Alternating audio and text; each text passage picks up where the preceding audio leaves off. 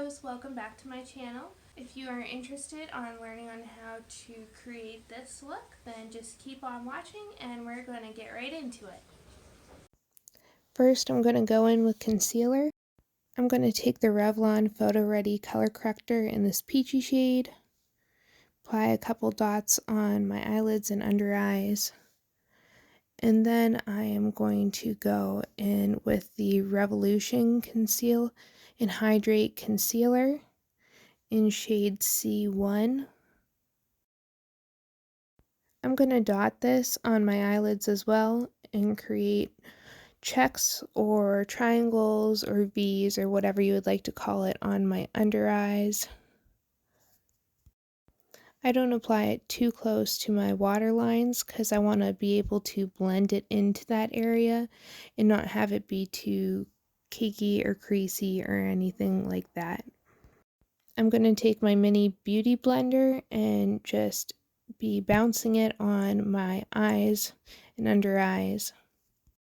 I'm going to go back in and apply some of this around my nose, on the bridge of my nose, and chin area, along with applying a little bit more to my under eyes, pretty much anywhere the masks would normally lay at and rub the most.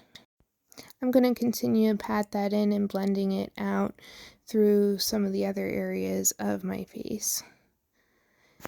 Next, I'm going to go in with this Master Primer by Maybelline. It is their Blur and Smooth Primer. It says 050 on the bottle. Next, I'm going to use the Makeup Forever Ultra HD foundation in shade, I think, Y225. I'm not certain on that. I will have it listed down in the description. And I start by putting some on the back of my hand and then putting the rest on the makeup sponge and applying it to my face and blending out from there. I feel like doing it like this provides for better control and fuller coverage where you're not wasting as much of it and you're able to blend it out better because your face isn't so highly saturated all at once with the product. I start in the T-zone and slowly work my way out to the neck area and forehead. Again, just bouncing, patting motions with the Beauty Blender. I like to go in with a second coat around my T-zone and cheek area. I'm somebody who already has a hard time getting makeup to stay to these areas, even though I'm somebody with normal to dry skin or combo to dry skin, leaning more on the end of dry skin, especially in the winter. So those factors coupled with the mask rubbing more so in these areas, I like to make sure those areas have a little more fuller coverage. So I'm just going to go in with that second coat and blend it out. Now I'm going to take a flat Kabuki brush and my Physicians Formula Butter Bronzer in the lightest shade and pucker my lips and just go into the crease area there of my face and start to carve out and sculpt out my face and create some shadows in there while simultaneously creating the bronzed effect. After I finish on the sides of my face by my cheeks, I'm going to go up and do my forehead to create a shortened effect on this as well, and then go underneath my chin and down the sides of my neck just to create a tanned slimming effect.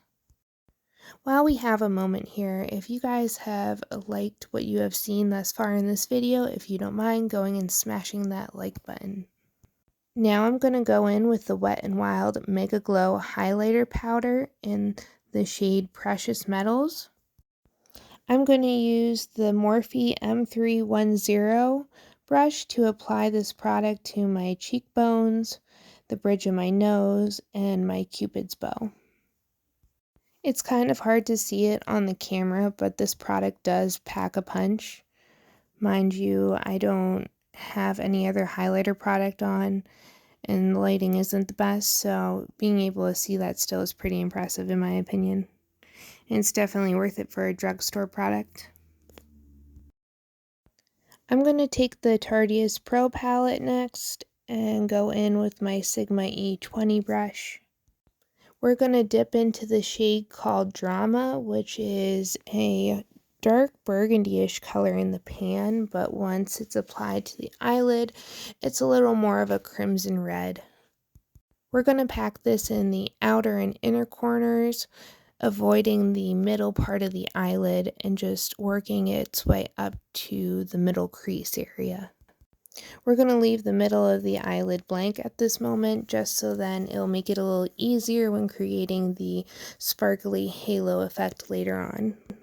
Because we'll be blending this shade out with other shades here in a couple minutes, when you go to the middle crease area with this shade, you can just leave it down in the crease and not bring it up higher like you normally would for hooded eyes.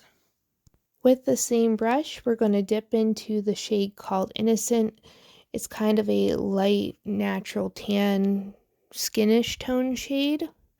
And we're going to use this in the crease area to connect both those sides, almost like a bridge. Next, we're going to take the Sigma E25 blending brush. We're going to dip this brush into both of the same shades and then start blending out this crease area here to combine those colors but maintain the depth in that lower crease region. We're going to go back in with the E20 brush and dip in the shade called Whimsy and pack that on above that area that we just blended out. We're going to grab that E25 brush again using windshield wiper motions to blend that out. I apologize guys, the rest of this video for the creation of this look got deleted when switching phones, but I will include the products in the description area down below so then you have those to reference.